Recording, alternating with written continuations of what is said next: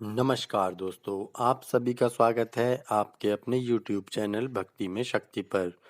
दोस्तों, दूरदर्शन पे आपने रामायण तो अवश्य देखी होगी और रामायण में एक एपिसोड में जिसमें शबरी जी का जिक्र भी था।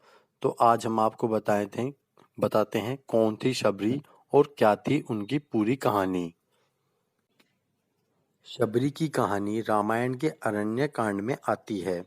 वह भीलराज की अकेली पुत्री थीं। जाति प्रथा के आधार पर वह एक निम्न जाति में पैदा हुई थीं।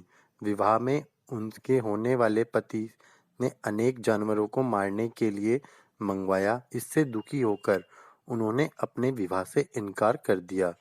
फिर वह अपने पिता का घर त्याग कर जंगल में चली गईं और वहां ऋषि मतंग के आश्रम में शरण ली। ऋषि मतंग ने उन्हें अपनी शिष्य स्वीकार कर लिया। इसका भारी विरोध हुआ। दूसरे ऋषियों ने इस बात के लिए तैयार नहीं थे। किसी निम्न जाति की स्त्री को कोई ऋषि अपनी शिष्या बनाए। ऋषि मतंग ने इस विरोध की परवाह नहीं की।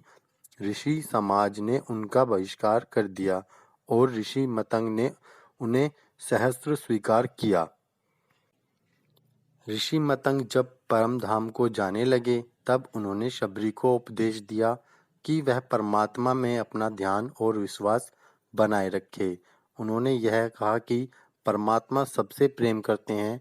उनके लिए कोई इंसान उच्च या निम्न जाति का नहीं है। इसके लिए सब समान हैं। फिर उन्होंने शबरी को बताया कि एक दिन प्रभु राम उनके द्वार पर आएंगे।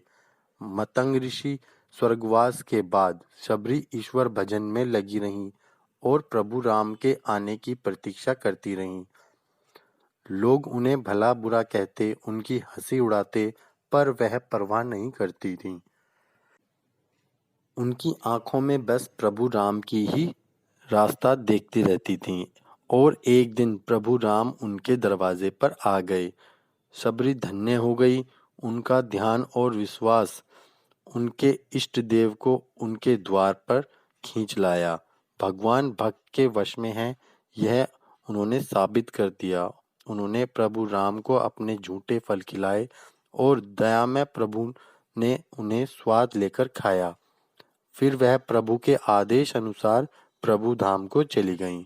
शबरी की कहानी से यह शिक्षा मिलती है, इस पर विचार करें।